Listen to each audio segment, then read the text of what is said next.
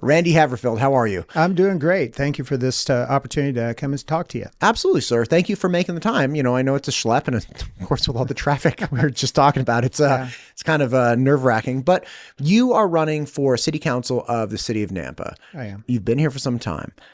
Why are you running? Well, I'm actually running for a fourth term. I've served for 12 years in Nampa. It's been a wonderful opportunity to give back to the community from a civic standpoint. We've been longtime residents there in Nampa, raised our family there.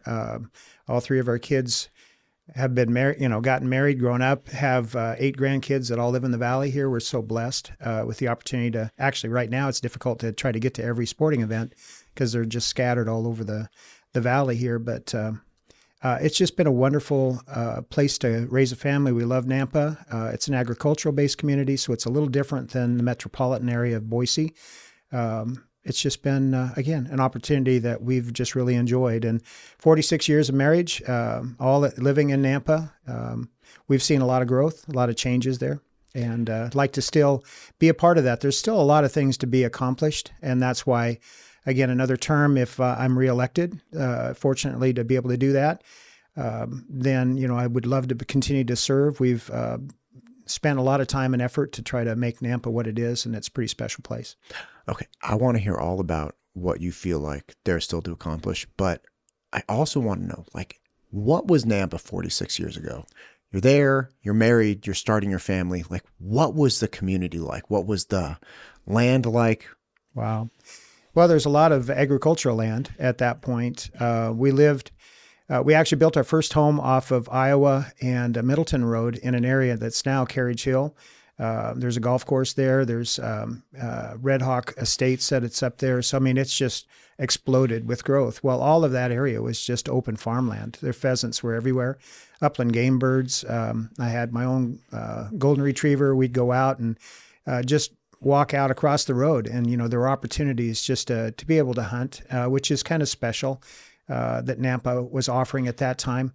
That has since changed as we've seen infill, subdivision growth, the sprawl that happens when you see growth of population, and so it's changed a lot. It was a 2-lane road. The interstate was going to Boise. I worked in Boise, so I was driving into the sunrise in the morning, driving home at night into the sunset. So it was always just shading your eyes and then watching out for the change in the weather when it would change the road conditions. So you have to watch out for others that aren't aware of the slick roads when they happen.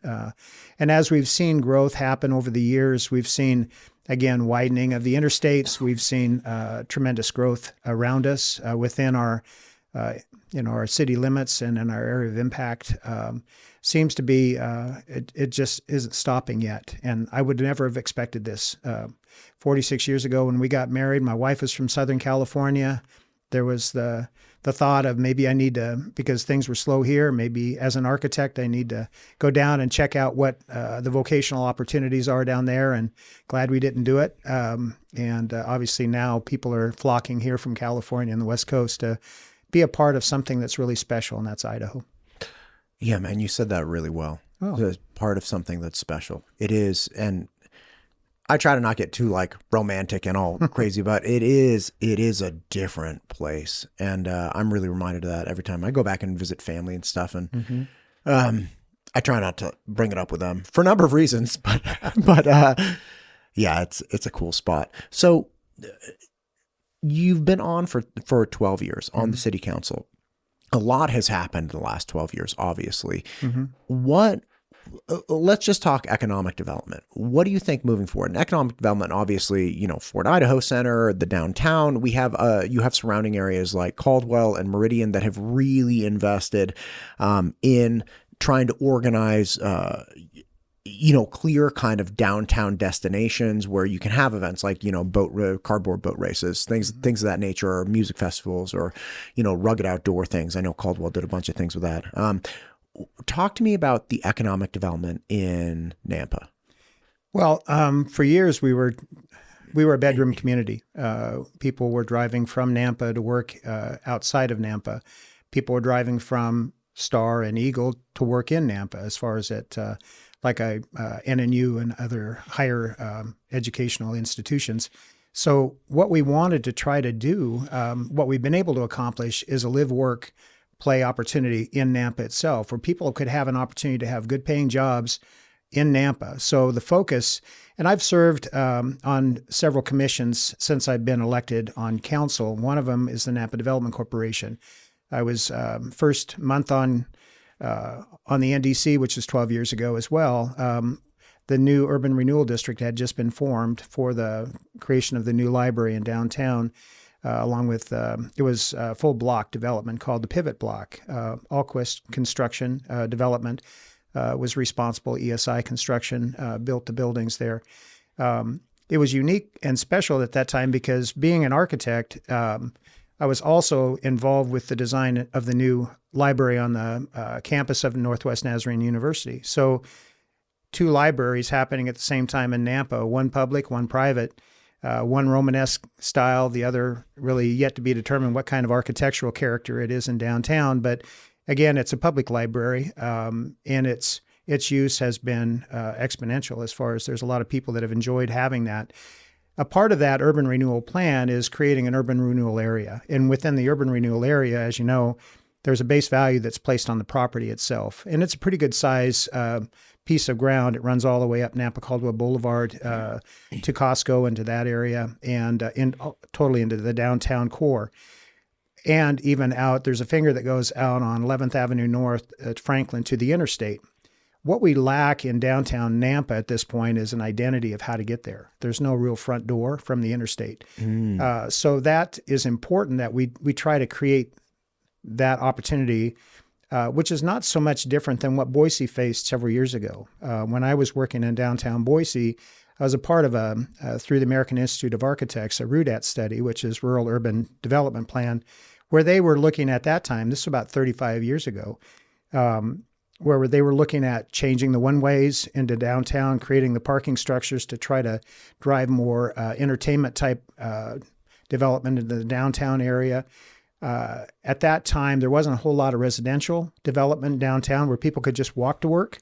That has since changed. And the high-rise form-based codes that were used back then to develop the vistas that you see, like on Capitol Boulevard from the Capitol building up to the depot, that was meant to be left open so that it's kind of special. When you're up there and you're looking down across the valley and you're seeing the mountains in the background, just beautiful setting. And Boise State University was growing at the time, Morrison Center. There were so many things that were happening. But for downtown Nampa, as we focus, we're currently in the process of developing a form-based code, and then also considering the historic nature of the downtown, retaining that as much as possible. So when you're looking at architectural styles, what truly are the architectural styles like in downtown Nampa, there really isn't one style. There's maybe multiple that can be drawn upon, but part of the problem you have is, as you look at trying to retain those things and still trying to spur economic growth in the downtown, you're limiting what maybe a developer would like to be able to do and accomplish. So you have to work with them as you're going forward. So, and may I ask, when you say you're limiting a developer, is that like, say Nampa puts out a plan or a facade kind of selection? It's like, okay, pick from any of these elevations, right? But this is kind of the style, and the developer's like, okay, like I hear that, but I can't make this pencil out unless I go, bigger or broader or something different, because the utilization that you guys are offering with this design doesn't pencil out financially. So we're not incentivized to build here because we gotta make a return. So is that kind of the idea, which is if you get too specific with design types, then it restricts their capacity to make things actually work economically. Right. Exactly. And that's Gotcha. one of the points that I brought up is define for me what the architectural style is of the new public library downtown. It's not Romanesque. It's not, you can start saying what it's not. Man, I should have read Fountainhead again before I talked to you. Oh. I don't know. It's like, I don't know all the different styles. Oh. Well, and that's okay, because On the NNU campuses, as an example, what was requested was something that was traditional, something that would look like it's been there for 100 years, and 100 years from now it looks like it, it still would be fine. And that was Romanesque style. And when you start looking at the characteristics of a Romanesque style, it's the use of sandstone and brick and arch entryways and those things. The bell tower is a vertical marker on campus for the students to be able to know where they're at on campus. Okay, there's the library. I can get there from here. That's what's unique about that architectural style. But there are plenty of other architectural styles that are used, like even like your Art Deco stuff. And looking at New York as an example, and you can see all different types of styles because a lot of them were generated there. The Chrysler Building is one of the Deco styles. But I think I believe it's Star is leaning into what is called modern mountain, where you have like a lot of darker, like kind of browns and steel colors, and you're using the materials that steel roofing on siding and things of that nature. Yeah. Well, and I'm currently involved with development out at Navamore. We've done several projects out there already. We're doing more.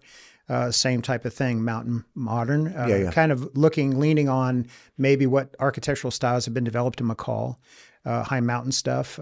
So again, it's more of those friendly tones, the residential style stuff, pitched roofs and different things that blend itself. But then again, more of the earth tones, the use of stone and brick together, good commonality of color and such. So that's what we're doing out there. That's what's been happening here in Eagle. They have, I think, 9 defined architectural styles still.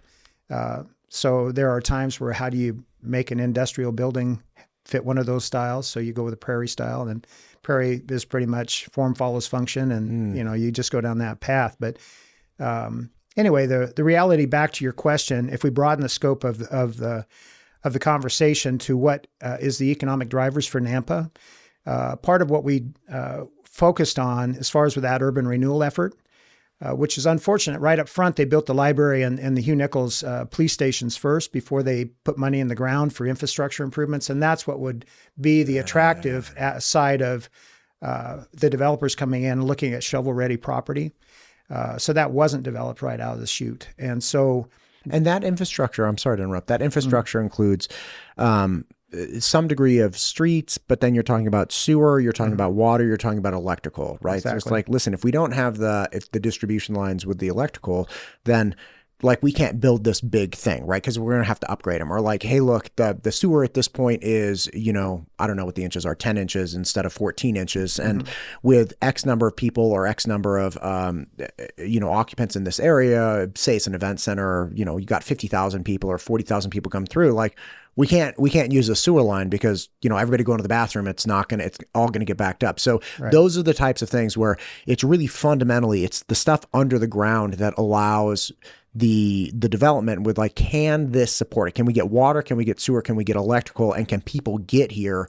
And if that's a yes, then great. Then we can just pencil out what we need for this plot of land to build this property and engage in this economic activity. If the answer is no, it's like, okay, so we got the cost of the actual entity building that we want to build the property, and then we got to start upgrading city stuff. And for a lot of people, it's my understanding, they're just like, look, we can't take that on. Yeah. Well, and again, part of the urban renewal area is in the downtown core. So instead of buying buildings or pieces of ground to be able to flip for a developer to come in and get them incentivized to do something downtown, my belief has always been, let's focus on aged infrastructure, the stuff that's underground, the water and sewer mains that break on occasion. If we can focus on those things, then it's, again, shovel ready in the downtown core. Same thing we did for the North Nampa industrial area. We developed, and it was a gravity line. They didn't want to go force main because, again, it might be shallower, it might be less expensive, but it's a problem going down the road because you always have that mechanical aspect of it instead of just the gravity flow. Because you have to have a pump to keep pushing things through. Yeah, it pushes the next station and then pushes it back to the sewer treatment facility. A lot of people don't know that the sewer treatment facility was originally set up to have a population base of about 250,000 people. And that's why they separated the irrigation system from our water lines as well. So Boise is an example. They use domestic water for their watering their lawns and such. It's very expensive water. In Nampa, we have less, the quality of the water might not be drinkable, but it's definitely fine for, watering lawns and park spaces and those type of things. So that capacity in the plant, which we've now just upgraded as well. I mean, we spent millions of dollars in upgrades because of EPA. They came in, they said our phosphorus levels were too high. We needed to be able to get those down. The water going back into Indian Creek needed to be Class A water because it flows down through Caldwell. They benefit from it, and then the farmers want to keep the phosphorus in the water because they use it when they put it out on their farmland because it's good fertilizer. So there's that back and forth nature of things too. But, Nampa's set up for a larger population base. It's not that we want to sprawl out, though.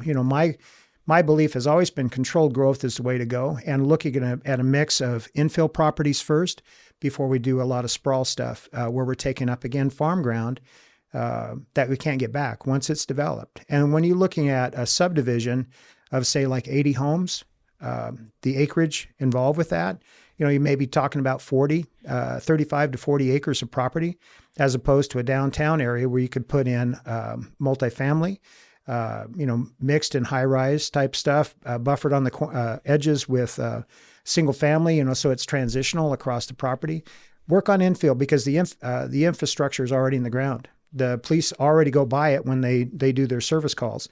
But those infill parcels, and we have a lot of them in Nampa, it's always been voluntary. As far as annexation, it's not something that we've forced on anybody. So it's their choice. But again, they get the benefit of the utilities that are available to them. All they have to do then is just connect in the street, and they're good to go. So we see on occasion at the council level several applications that come before us with the request for annexation just to be able to hook into the utilities, and we love that because that's, again, now they're a part of the tax base. They're helping fund those improvements for maybe other areas of town with their tax dollars. Okay, here's a question for you. It's my understanding that as far as services go, residential is a net taker and ag land is a net giver, right? So like if you have for every occupant or every acre of ag land, you get like a net tax increase. It's like for every dollar of services, an acre of ag land needs that provides like $1.40 in tax revenue. And the residential is the opposite. For every dollar that it provides, it's like returns it returns like 70 cents or something like that. So when you have people annexing in, is it a net benefit as far as tax base to the city? Well, it tends, it depends on the type of, if you're talking residential development only, because you have to look at both sides of this, residential, commercial, industrial. When you start adding all those values back into our tax base, you could look at it critically and say that, there's growth isn't paying for growth, which is what we want it to be able to do. And that's why, even like the urban renewal effort, when we talk about TIF financing and the incremental taxes that build up over time that eventually come back into the city will benefit from that. But initially, to answer your question, it's a little bit more complex than just saying this doesn't pay for itself or only pays this much. There are certain type of residential developments that are commercial in nature. Whenever you get a triplex or a fourplex or bigger, it's a commercial structure. It's no longer just residential. So it's a different tax base. It's built under different codes, International Building Code versus the residential code. And because of that, the true nature of the return might be something that's a little bit more of a formula that you would have to look at. So it's not an easy question to answer. Gotcha. Understood. Do you think, so as far as urban renewal and setting up infrastructure makes sense? You're like, look, let's make fertile earth and let's let people grow buildings and improve things. Is there anything from an organization standpoint where, like obviously the Destination Caldwell push and other aspects of organizing events within the city is a really popular thing, and it drives in like, it's the boat races. They just keep getting me. It's like the cardboard boat races seem like the most genius thing. It's like, get some cardboard, duct tape. The biggest cost you're going to have is fishing people out of the Indian Creek, but it's this hilarious, fun thing that people get super excited about. I mean, Star obviously does it as well. It's just one of those things where it's like, this is the ROI on the boat race has to be like an infinite amount because the cost of engaging it is like nothing, and it drives economic things like that. Yeah, it brings people to an area where they can enjoy the other aspects of Yeah, the yeah, downtown. That first boat race that I saw was in McCall, and it was on the lake there. And again, same type of thing. Those boats collapse over the period because they're cardboard. Yeah. And duct tape. Yeah, It's and like- duct tape is, you just have fun with them. Yeah, but, right. But yeah, I mean, what Caldwell has that we don't have is they have Indian Creek on the south side of their tracks. Indian Creek flows under a portion of North Nampa on the north side of the tracks. In time, I mean, there's been quite a bit of consideration of thought as to how we could open up Indian Creek from 16th to 11th north of the tracks. And then that would spur additional development for residential, commercial type uses on the north side. And what I would love to have seen in the last 12 years that haven't happened, but maybe going forward, is more of an interest in looking at that side of the tracks, opening up, and because that's an area of Nampa that's blight. It's basically deteriorated property. The whole idea with urban renewal is that's what you focus on. Look at those areas that need those type of improvements, put the infrastructure in the ground, improve the sidewalks, spur outside developers to come in and want to then incentivize and put their money into the ground there. So a lot of it is how do we create something that is a vision that others can want to be a part of? And we could easily do that on that north side. And that would just create a completely different dynamic on the north side of the rail line, but it's not in the downtown core. But maybe now we start looking at how is an area unto itself that's special that people would want to come to and then invest in. So when you look at 11th Avenue North to Franklin to the interstate, that is a part of that urban renewal plan. It's in the urban renewal plan itself that we could develop signage on the interstate, drive traffic in there, but it hasn't been done yet. So again, those are the type of things I would like to see happen in the years to come. That would then be that attractive side of it as people are on the interstate, how they're going to get there into a downtown area. So again, that's just how we could maybe look at the downtown core development. And we've heard that there's been interest by developers wanting to come in and do what they do.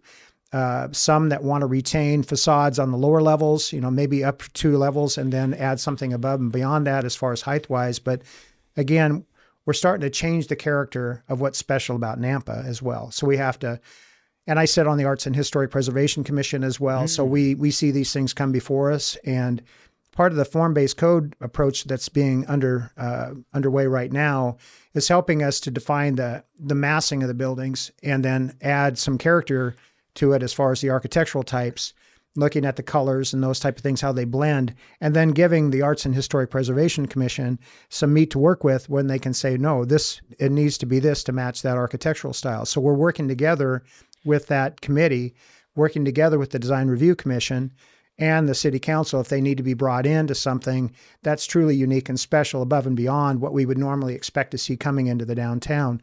We've had interest in the past. There was one developer that came in that wanted to develop 12th at 3rd Street right next to the Pivot Block, high-rise, 7-story, mixed use, retail on the lower level, residential above. Part of the problem was the site's too small, but they would be utilizing the parking structure that's underutilized that's been built next to the library. So that came, they were moving down the path, and then COVID hit and changes as far as in their structure. They decided that they had to pull away. But that was a piece of property that owned by the Nampa Development Corporation that we were still looking and still are looking at trying to get developed properly with something that would be a value on that corner because it's such a visible corner right across from the library there. Gotcha. So when you talked about the tracks, that immediately took me to I had a conversation with Elaine Clegg from Valley Regional Transit a few months back, and she was talking about potentially looking at some kind of rail system, integrating rail to alleviate traffic on the freeway going into Boise. Public transit is just... it's a thing. I've had Councilman Griffin on several times. He's not a huge fan of the VRT funding commitment that Nampa has engaged in. But the flip side of that is obvious. As you're engaging in this funding, you also open yourself up for opportunities for grants, right? Specifically sidewalk improvements and things of that nature. So it's kind of like, okay, we spend this money but in return, not only do we get the service, but we also get this other money that we wouldn't get otherwise. So it's again, a difficult dance. What are your thoughts on public transit, VRT, and then transit in general in Nampa? There's been criticism of the VRT by the City Council in the past, specific members that I can think of. But In my opinion, ridership is important. So if they can prove the ridership, obviously, then, that opens my eyes.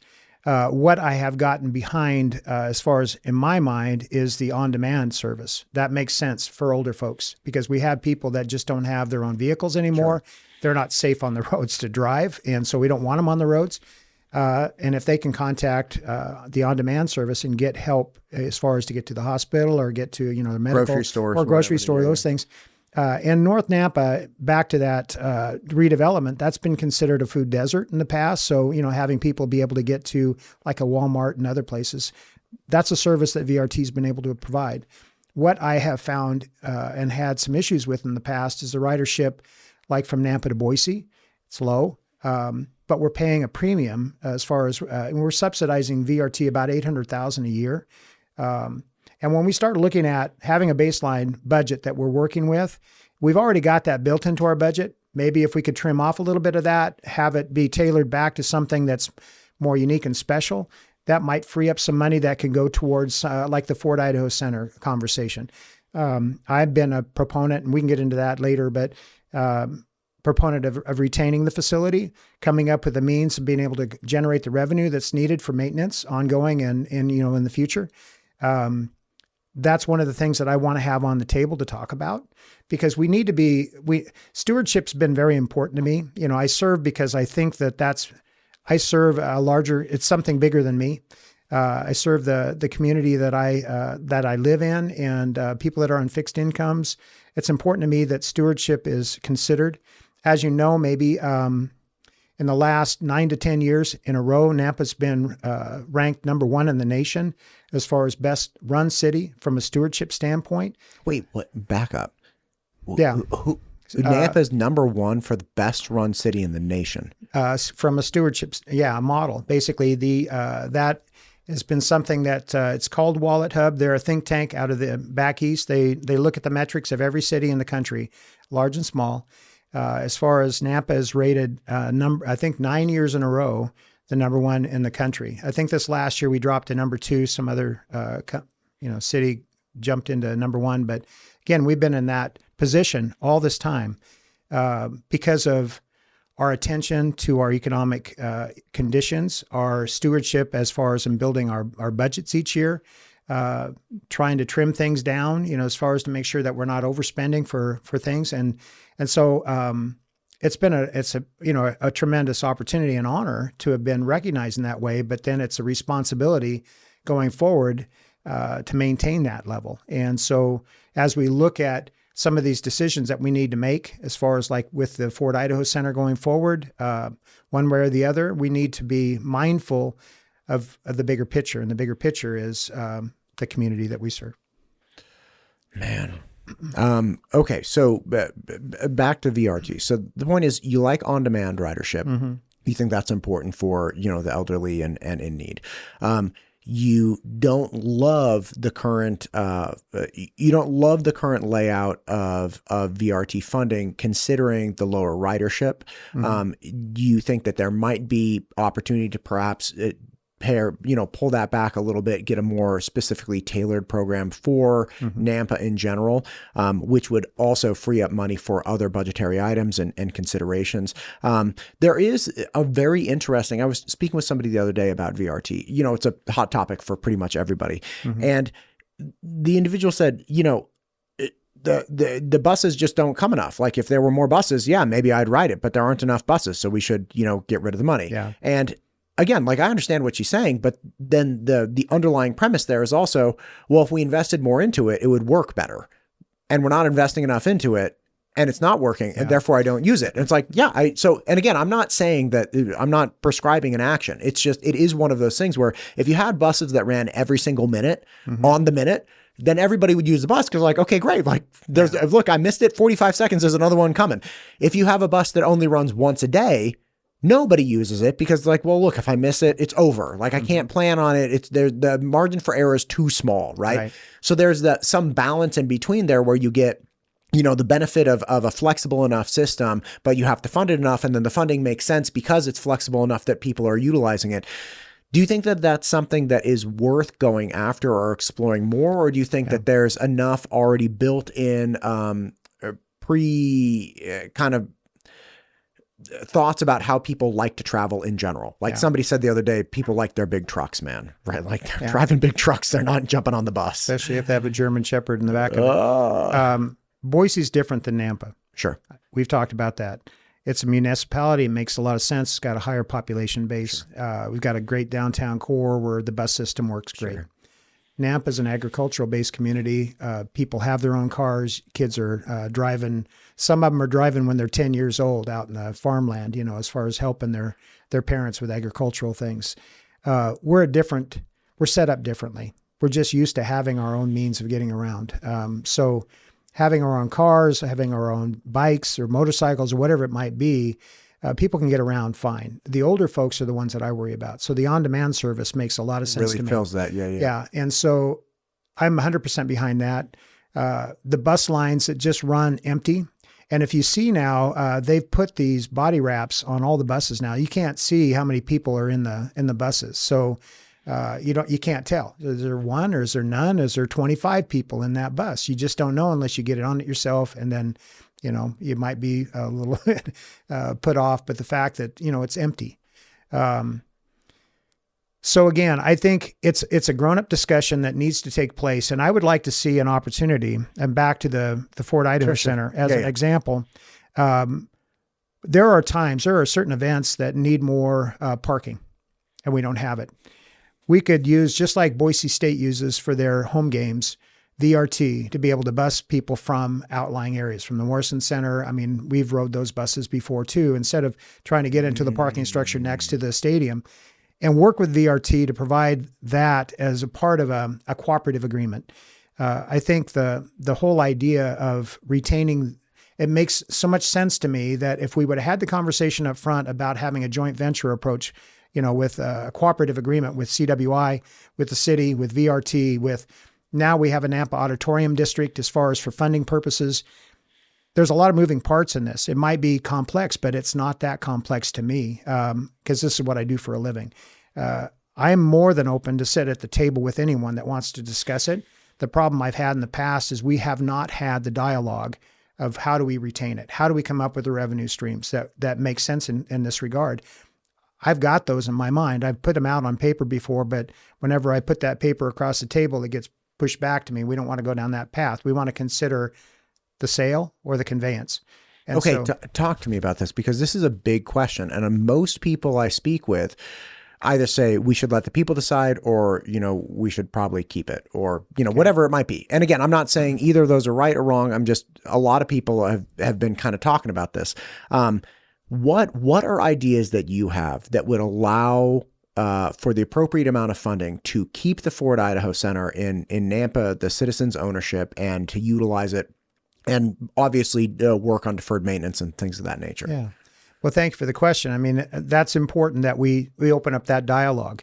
When you look at the Ford Idaho Center, and I'm going to go back 12 years. When I got on council, the whole, it was like 1.5 million in the red every year, and it was expected to be. That's what the administration at that time expected, and that's what they put out to the people. We can't expect it to ever be in the black. Well, a new mayor came in. We got 2 new council members, actually 3, and our approach was different. Our approach was, let's get this to the point, just like our rec center in Nampa, to the point where it's self-sufficient, or maybe even making a profit that they could put into a fund balance. So it took a while, and there were some other things that we ran on, but we didn't take any budget increase for those first 2 years to try to get the levy rate going in the right direction, because we had the highest levy rate in the state of Idaho at that time. So by not taking any budget increase, we're allowed 3% per year. That's 6% of taxation that the citizens benefit of not having to pay. Well, that got the levy rate going in the right place, and then we got naming rights to Ford. We got a new event manager, OVG, which was Spectra at the time, and started working on trying to find a path where we could expand the opportunities as far as venues. And then a new food service manager. We went through the process of, all that to say, 8 years later, we accomplished the goal. It's now net neutral. And we're starting to build a fund balance. It's to the point where we have a $5 million fund balance that's sitting there that's not being used because of this whole dialogue that's going on with transference, basically giving away a $100 to $150 million facility to a state institution that is funded by the state. It doesn't make sense to me that a municipality should be giving up an asset on their ledger to another entity.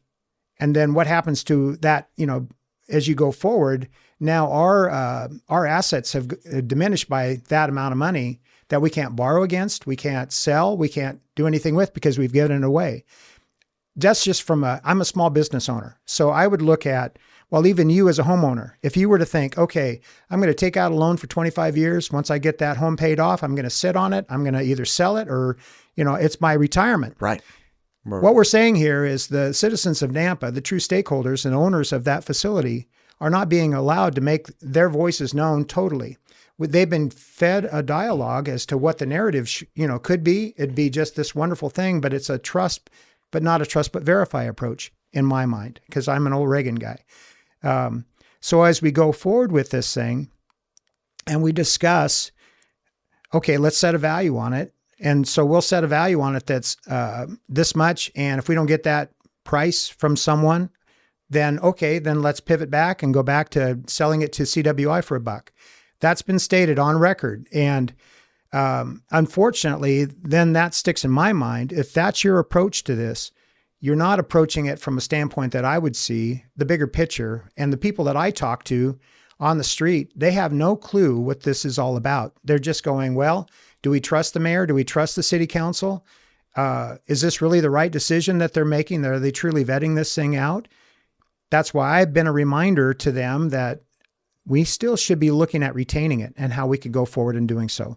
So back to your question, how do we do that? Right now, and may I just say something real fast? People that I talk to in favor of conveying it and not selling it and not keeping it are like, well, there's a lot of deferred maintenance. You brought up home ownership. I've purchased many homes in my lifetime, and every single one of them, with the exception of one, had deferred maintenance on it. Yeah. It's like that's irrelevant to me. Saying like it has deferred maintenance so we can't sell it. Well, it's like everybody, like I purchased a home recently and it needed a new air conditioner and it was, $5,000. And I factored that into, okay, how much am I going to purchase it for? Okay. Do I want to be compensated for part of the air conditioner? Do I want to like decrease the purchase price? Do I want to just swallow it because I really like the property? Like you have all of those different things. Deferred maintenance is something that anybody who's ever messed around with a building at any point in their life realizes, like there's always, like the second the house is done, the maintenance is building up. It's like, oh no, like, well, yeah, you plan for it. So the thing about it, to finish my thought there is you've owned this home for 25 years, you've paid off the loan, and you decide, well, it needs a new roof, so I'm going to give it to my neighbor. Would you do that? No.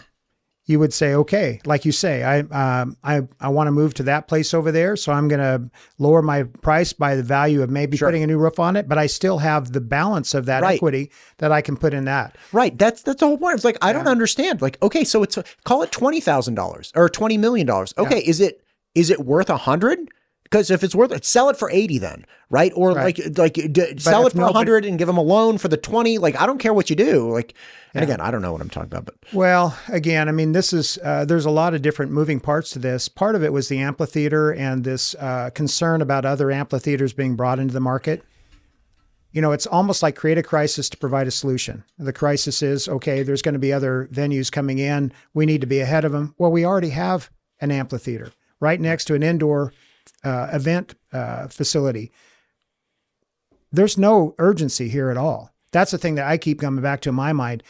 You create this crisis to create the solution, give it to CWI, let them deal with it. Well, that doesn't sit well with me. I'm just one person, but I happen to sit on the city council, so my voice is heard. And I've got plenty of people that reach out to me and say, well, what are your thoughts about this? What's going on? And so I give them my answer. That we can still retain this facility. There's no problem at all with coming up with a path of stewardship that makes sense to me. Back to the Nampa Auditorium District. Well, They hang on. I think I interrupted you when you were bringing up your solution because I made the point about deferred maintenance. What are some paths forward that you feel would be effective in keeping it? Well, the first thing that I would do, if I'm sitting at a table and somebody cares what my thoughts are, I very much care. Okay, we have $5 million in a fund balance. Sure. Take 500,000 of it, leave the balance of 4.5 in an interest-bearing account so that it's an endowment for future. Sure. So that first year you take 500,000 out. Along with that, you look at the OVG. I don't know if you're aware, but they made an offer a year ago. OVG is the management company? Yeah, Oakview Group. They made an offer to the city to put $8 million into the amphitheater, expansion and upgrades. What did they get in return? They get the ability to have the revenue out of that location, the amphitheater, but they would still spin off a couple of things. One, we would have a land lease from them for the amphitheater. They had listed 100, but I mean, even in talking to the manager of OVG here locally, that's negotiable. Everything's negotiable. Go back to the Trump model. You just negotiate it. But I'm saying 150,000 a year in the land lease. That's 150 on top of the 500,000. So that's 650. And then you look at, we do get then per ticket, per diem that we get off of each one of those tickets that are sold. They're saying $1 a ticket, maybe it's $2. So I mean, we can work with the negotiation. Sure. But that's revenue just in itself, but that's not even a part of what I'm factoring in. So if we're at 650, and then we look at, again, we got a new mayor coming into office. There are positions, and again, this is grown-up type conversation that we need to have. If I'm still on council, I'm going to be more than happy to sit down with a new mayor and say, this is what I would like to see you do, focus on these things. But they're the executive manager, but they have unfilled positions. Do we need to fill them? Because when you look at last year's budget, the thing that it really caught my attention, and I brought it forward to the finance director, is it true that when you divide this number of employees by this salary amount that we have built in our budget, is the average income of an employee in the city of Nampa $111,000 a year? And he said, yeah, that's what it is. Well, that caught me off guard. I don't pay myself that much, but yet just the average employee. But then you've got higher end employees, and then those that are not making as much. So that's where it's at, though. But like the city attorney is probably closer to 200. Yeah, and our directors, the directors of the different departments are paid more. But we like this last year, we're talking about a COLA increase, and so we're trying to keep up with Boise, and in this chase of the big brother, and they have more money. Well, it's like you just had a conversation with someone about here in Eagle, I think, as far as the different things that they're trying to do with levies and different things that you try to raise more tax dollars. I'm not that guy. I'm the type of guy that says, okay, so we have this amount of money limited to us. Then I'm not going to go to my clients and say, well, I need to raise my rates to you because it's costing me more to have this person working for me or whatever it might be. They'll just say, thank you. We'll go work with the guy that's across the street from you. You have to maybe look at things a little bit differently, streamline, look at more effective solutions yourself if you want to stay competitive in the market. That's not how cities work. That's not how budgets are built. Again, like we talked about baseline budgeting, once it's there, it's really difficult to lower it because it's always easy to just say, well, let's just raise it 3%. And that 3% will buy or get us some more cops on the street. And then you do the union negotiations and, they're wanting more money each year. And so it's being on city council is not what people think that it's just an easy deal where you go sit down for a couple of hours, a couple of nights out of the month and you call it good. And it's your personality that got you sitting in the seat.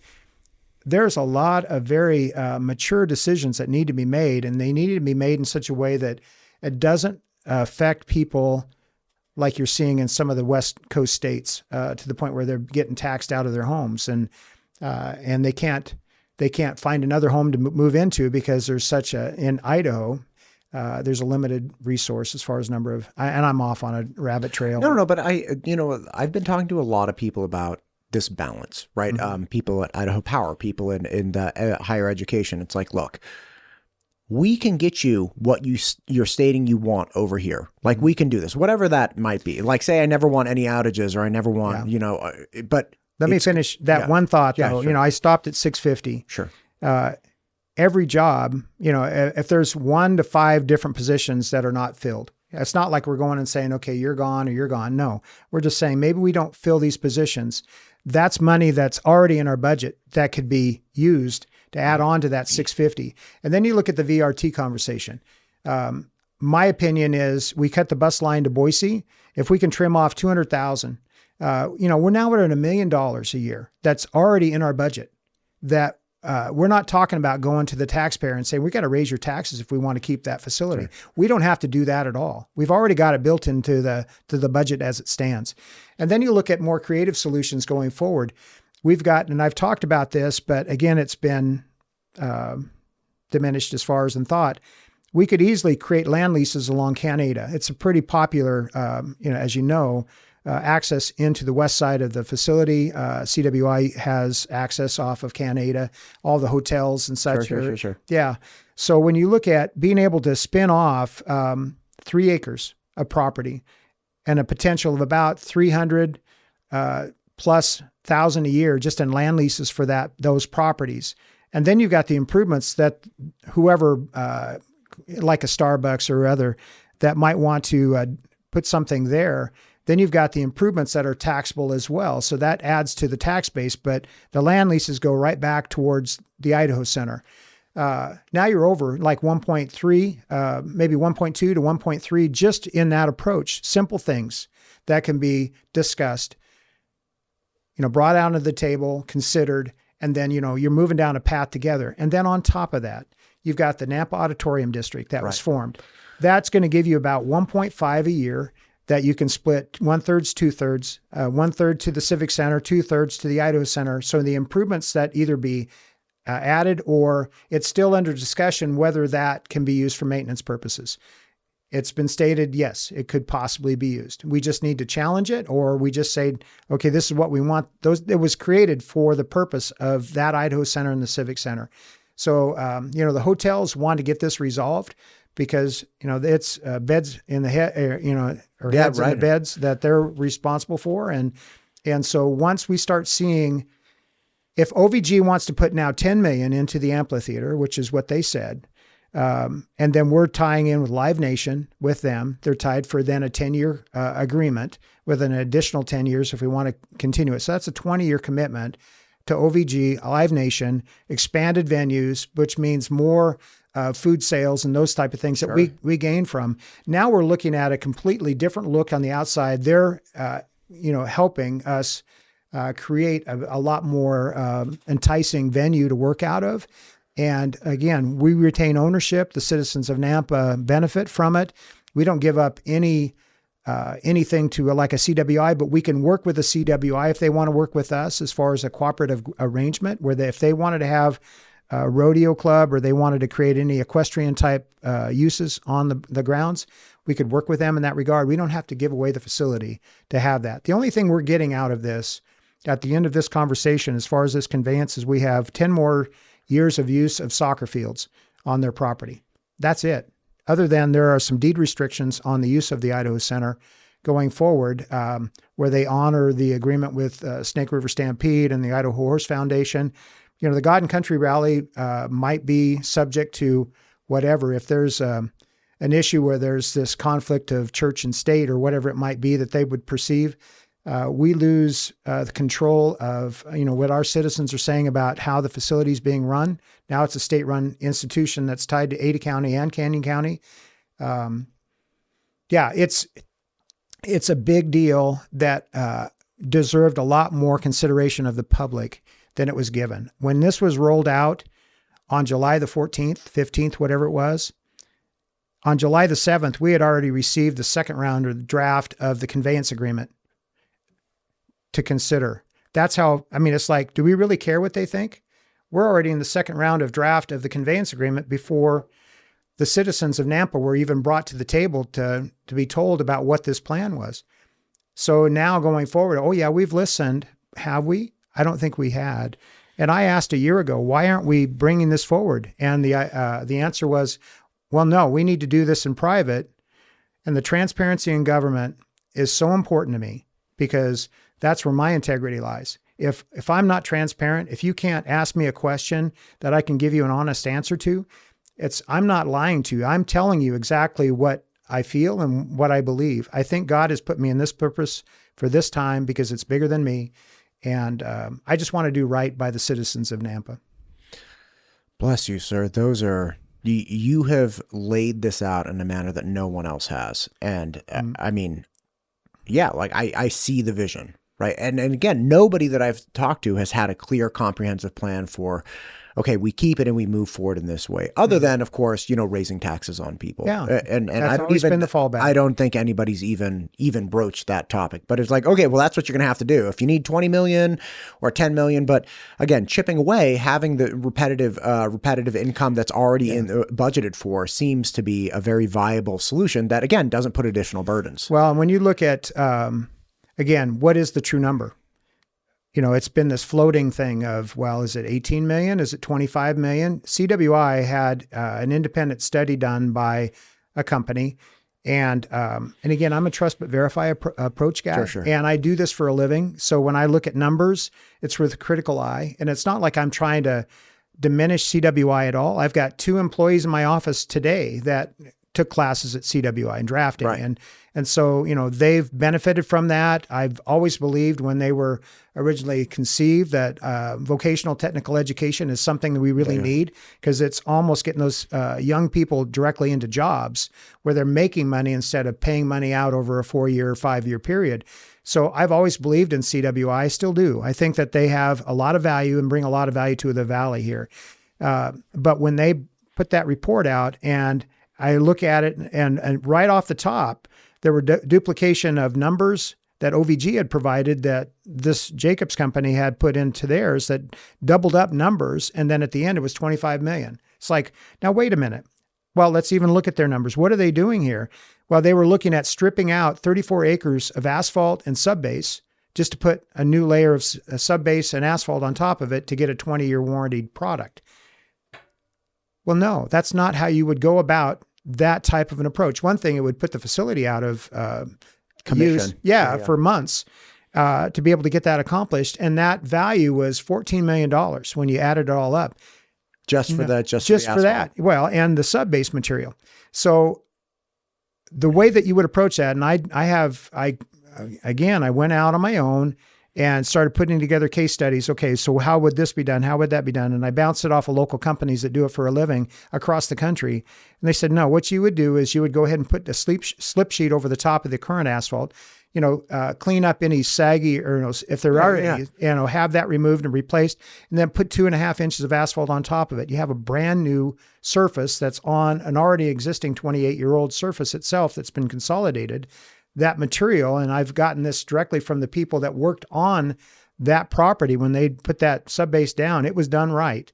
So the question that, because they were saying, well, we don't have a soils report, so we're going to have to dig down 6.5 feet to determine what the base material is and then bring it back up. And it's like, you got to be kidding me, but that's built into this number. And so that number now is out on the street.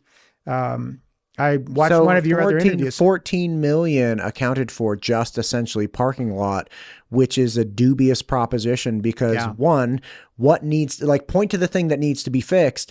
Can we fix that thing? Right. And then can we do a fresh coat over? Asphalt is notoriously one of those things that you must maintain. Like I have a friend who had to do an asphalt parking lot and just like small little apartment complex. Right. But it was like, no, man, like he was like, you gotta deal with it like every 10 years. He's like, maybe I should have done, concrete, back in the day because he had built the property. He's like, but I didn't. So I just do this. He wasn't ripping up base rock. Yeah. Like he wasn't tearing everything out.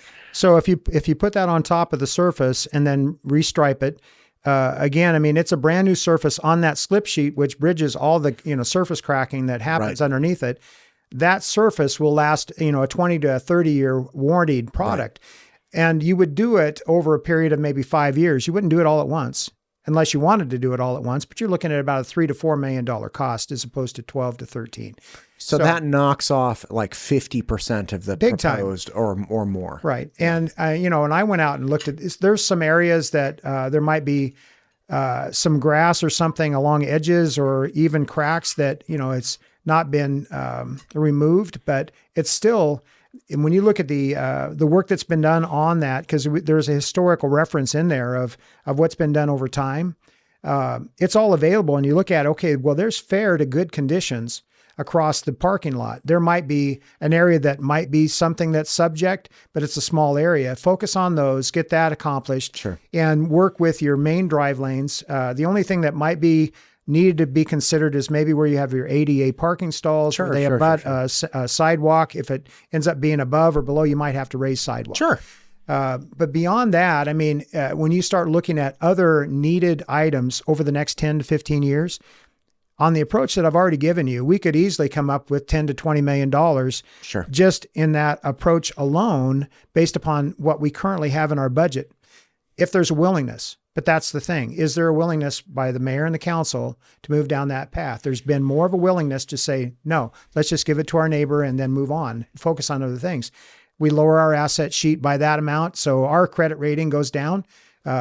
I'm trying to get this verified, but I assume that would be the place. I know that if I had $100,000 in my account and I said, okay, I don't have that 100,000 anymore, but I want to borrow something, they'd say, well, what would you have as collateral? Well, I used to have 100,000, but I don't now. So moving forward and again, that's just a point my wife made. So I want to give her kudos. Good job, Miss Haverfield. Yeah. Okay, understood on all this. We've talked about a lot of different things. I just want to hit a couple quick questions. Talk to me about law enforcement. I think it's great. We've got a great chief. He's done a wonderful job since he's come in. And the morale in our MPD is exceptional. We've created within, as far as, I mean, we're recognized across the country for the technology, the use of, we've got our command and control center as far as, and now we're looking at potentially adding to our law enforcement the drone technology, where you can, get something out to a site within a minute as opposed to waiting for an officer to show up and taking 5. So, the ability for our law enforcement and the morale that's there is exceptional. I love our PD, and we do take care of them. We do everything that we can to give them good vehicles to move around. We need to focus more and more on the traffic conditions that, they're driving on. So, that's a balance in itself when you have only so many dollars available, and working with ITD, because some of the major thoroughfares through Nampa are controlled by ITD. Yeah. So working with them is important, but no, they're exceptional. When we had the fire department as a part of, our responsibility, now they're their own district. Right. Same thing with them. We just try to treat them like, what they do for us is so important. Constitutionally, it's important that our citizens are protected, and that's why, it's a strong focus by our council. Do you think they are sufficiently funded? Well, you ask them, and no, it's never enough. But yeah, I believe that for the level of law enforcement that we have, and when we try to look at technology and adding camera systems, even through the Nampa Development Corporation, we've added cameras that interface with the command and control center so that they can be tracking license plates. It's very important that it's not face recognition stuff. It's only license plate recognition.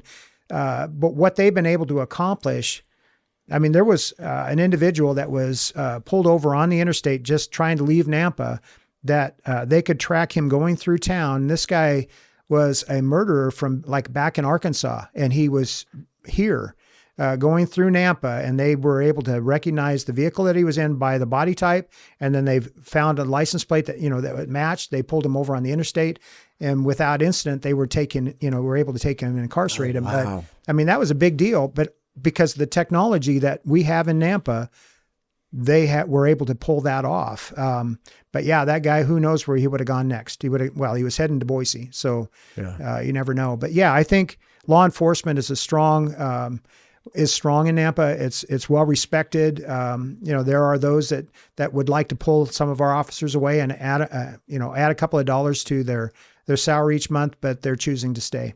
There's not a lot of attrition as far as in our department. Gotcha. We've talked about a bunch of things. We're kind of coming to the end on time here. Is there anything you'd like to hit that we haven't touched on? Well, I would say, as far as from my standpoint, it's been an honor to serve the citizens of Nampa. As a football coach, being able to coach young men, now seeing them as leaders in our community. but still call me coach. It's kind of fun. But it's just been a delight to be able to raise our family, see them prosper now with their own businesses here. And to be able to see those grandbabies, and enjoy them and not have to travel states apart, to do that because they want to live here. And again, the thing about Nampa that's special is, 2/3 of the state is wilderness.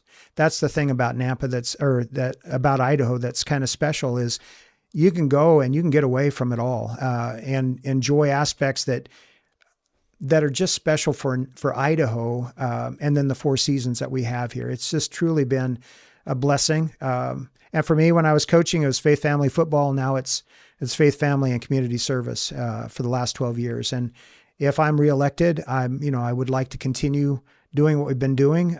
We've been rated number 1 in the country. Like to continue that. I've served under 2 mayors and 20 different council members. So, over that period of time, but maybe term limits is what people are saying. That Haverfield, we need to look at him for term limits. But, I don't gain anything from this financially at all. We are given health insurance and a small stipend as far as for service, but it's never been about the money. It's always been about the opportunity to give back. And if not me, who? As far as that's the question that, when I was originally asked, would you consider doing this? It was something that I've never wanted to do. As being a politician, you got to be kidding me. Why would I want to do that? But then when I was asked to coach, it was the same thing. It was an opportunity for ministry.